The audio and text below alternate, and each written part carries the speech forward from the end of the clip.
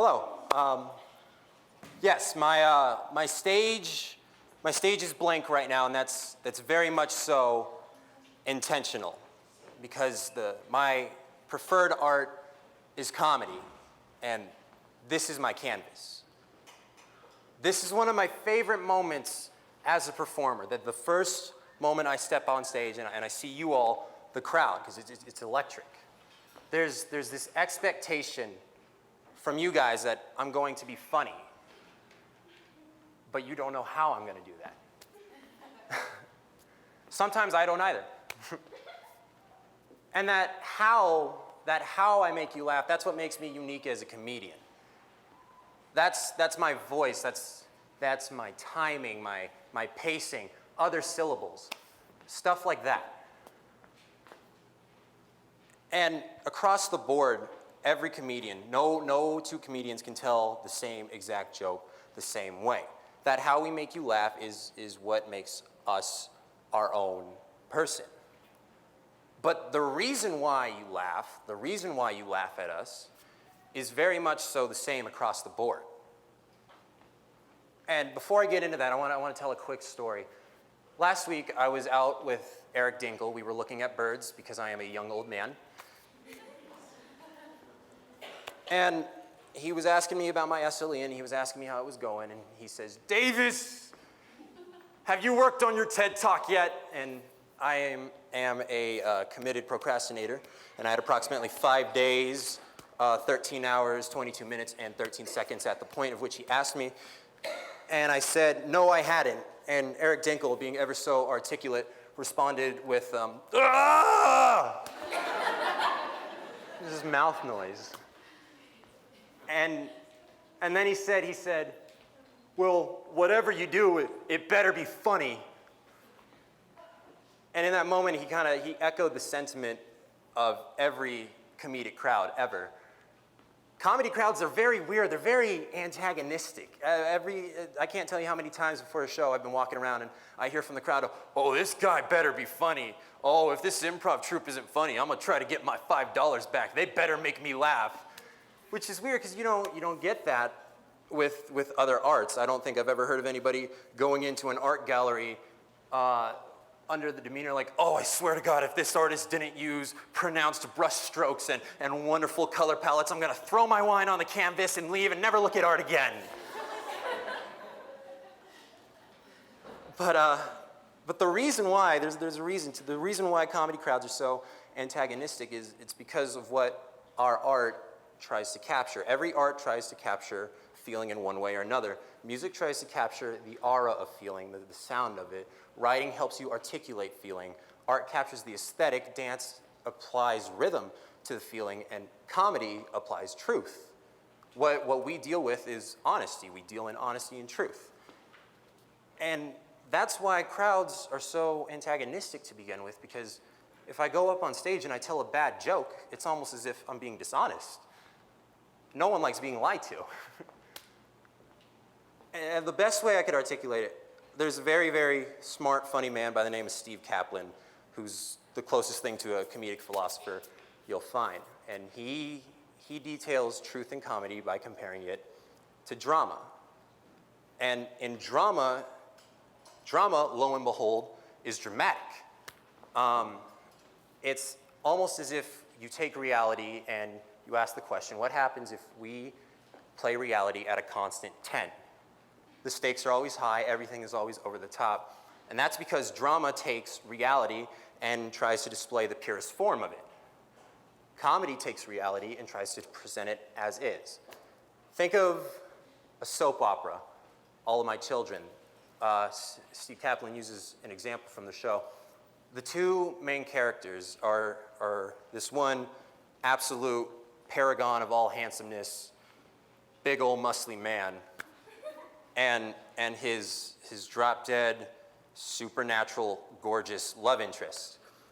And there's a scene in the show where the two of them are in incredibly scantily clad clothing, and the wind is whipping at their hair. But they love each other so much that all they can do is just stare into each other's eyes, into the windows of their soul, because that's how much they love each other. And you look at that and you go, oh, I want that. I want to love like that. Because that's what drama does. It shows you the ideal form of everything, the purest form of what it can be. Now, if we wanted to make that scene comedic, Steve Kaplan says, I don't know about you guys, but if being a teenage boy with the weak teenage psyche that I have, if I was holding a very beautiful woman in my arms, I would do everything in my power to try not to, but regardless of how tense the moment may be, I would peek. I would sneak a look, I would look for a second, and then I would look away and feel infinitely guilty, but I would do it because I'm a dude. And dudes look. And you see, you're laughing now because you're saying, yes, dudes do look. That is true. That's what truth is. That's what comedy is. Comedy is truth. We shine light on the human condition and we present it as is. And there's a duality there because it's somewhat forgiving almost, where comedy presents the truth and we just say, here it is, and everybody goes, yeah, that's how it works. But it's also critical, which is essential. It's critical. In that scenario, we're being critical of how men give into their impulses. But there's this growing sentiment amongst some crowds about this idea of political correctness. Now, I'm not up here, I'm not going to say political correctness is awful, because it definitely isn't. The idea of political correctness, John Cleese says, is very, very good. It's a very good idea. It's this idea of we will not be mean to a group of people that can't help themselves. That's the idea. You know, it's not funny if I go up here and I'm racist and I'm sexist, and that's all there is to my joke. But there's this growing evolution where we're taking the idea of political correctness, and Cleese says we're changing it into this thing where rather than not being mean and antagonistic to a group of people that can't help it, we're changing it into this idea of we can't be critical of any group or any individual because that's cruel.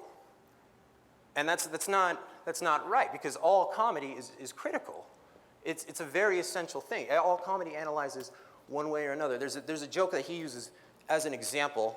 He says, how do you make God laugh? You tell him your plans.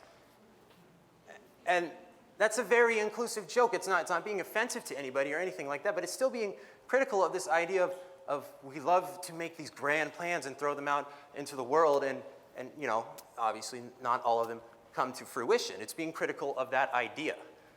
And we need that in our society, because what ends up happening is if you get to this point where you start saying, no, we can't be critical, we can't make fun of any group of people, then what you're saying is like, we can't be critical, we can't analyze. And if you can't analyze, then you can't hold the mirror up to yourself, as comedy so often helps us do. Hold the mirror up to society and say, this is the human condition.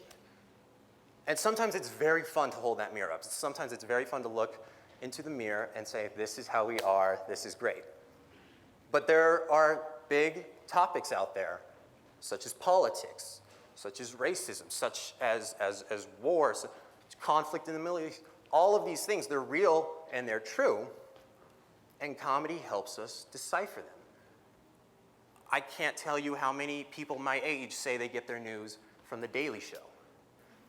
On Comedy Central. You know what else is on Comedy Central? A show about two people who time travel with a bong. It's the two sides of comedy there. We have presenting something fun and dumb about the human condition, but we also have dealing with very serious topics, pushing jokes about Ferguson, about corruption, religion, whatever it is. And this side of the spectrum is just as necessary as this happy-go-lucky one, if not more, because if we try to eliminate this idea of no longer being critical, then we stop analyzing and we stop looking and we stop questioning. And it brings you a step closer to this Orwellian 1984 situation. So, yes, what I do is an art. And what I do is sometimes I come up on this stage and I pretend to be a farmer of butts or whatever. But there are other times where I come up on the stage and I try to poke holes in the ideas of, racism or prejudice or the fact that I'm a white male who has everything laid out for him. And both of those are just as essential as the other one is. And without them, we lose the mirror, and without them, we lose that forgiveness for being human, which is why comedy is so essential. Yeah, thank you.